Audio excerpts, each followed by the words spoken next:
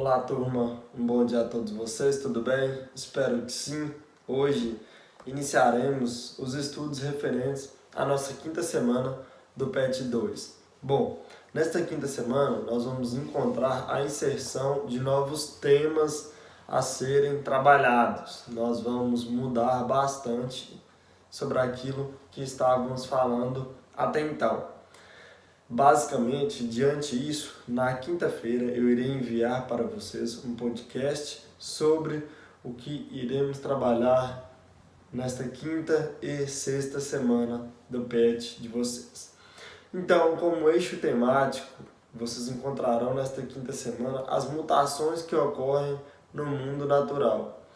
E basicamente os conteúdos aqui encontrados serão as camadas da Terra, a questão da mineralogia, relevo e placas tectônicas. Então, nesta semana encontraremos aspectos referentes ao espaço físico terrestre, ok?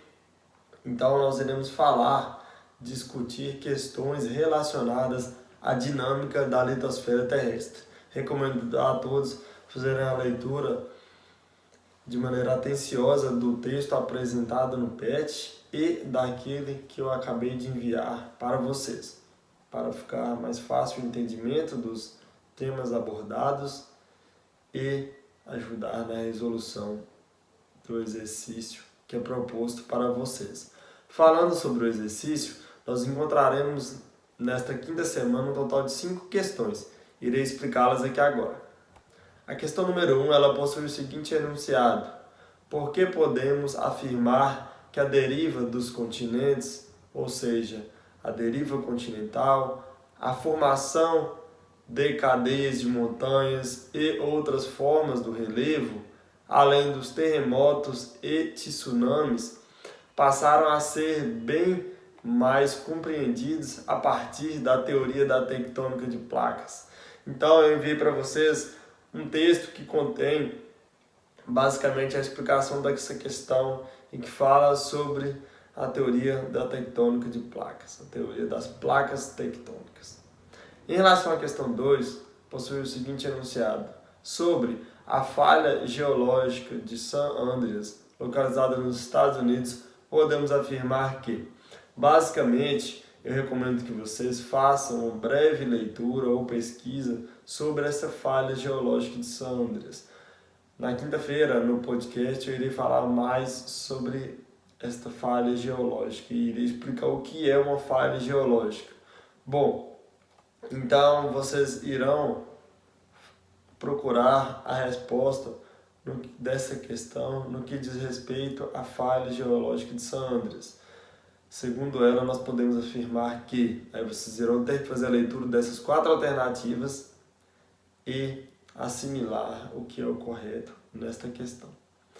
Passando para a questão 3, nós vamos encontrar o seguinte enunciado: os agentes internos do relevo, ou seja, aqueles que modificam a nossa estrutura terrestre internamente, eles são responsáveis pela criação ou modificação da fisionomia, ou seja, da estrutura da paisagem terrestre.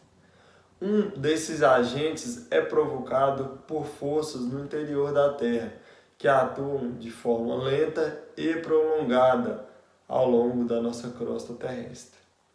Entre outras consequências, é capaz de produzir deformações, formação de falhas e de dobramentos de superfície, dando origem a diversos tipos de relevo. Assinale a opção que corresponde ao agente interno do relevo descrito neste enunciado. Então, vocês irão assinalar a alternativa que diz respeito ao qual foi o agente interno causador do problema citado acima. É só fazer a leitura das 5 alternativas e assimilar a resposta correta. Na número 4, nós vamos encontrar um enunciado que diz respeito à observação de uma determinada imagem. Essa determinada imagem, ela está mostrando a questão de formação de rochas magmáticas e de quando nós temos aí a exposição da lava vulcânica. Na composição apresentada nesta questão, temos a formação do basalto, que é um tipo de rocha magmática, através da solidificação do magma, ou seja, da lava. Sobre essa composição superficial terrestre, podemos dizer que ela sofre constantemente interferências de quê? De qual dessas alternativas a seguir? Posteriormente, encontraremos a número 5, que possui o seguinte enunciado. Na crosta terrestre, a camada externa, são encontradas rochas relativamente leves, constituídas principalmente por silício e alumínio. Essa camada apresenta uma espessura variável sobre os continentes, variando de 20 a 70 km. E sobre os oceanos, onde predomina o silício e o magnésio, que varia de 5 a 15 km. Sobre essa composição da crosta terrestre, é possível afirmar que, a partir disso, eu coloquei também no texto informativo de vocês, informações que podem ajudar vocês a responder a questão 4 e questão 5, até porque a abordagem desses temas, ela não ocorreu nas semanas anteriores. Então, para ajudar no desenvolvimento dessas questões, eu preparei o texto, o arquivo disponibilizado a vocês e irei gravar na quinta-feira e enviar para todos um podcast informativo sobre estes temas. Por hoje é só.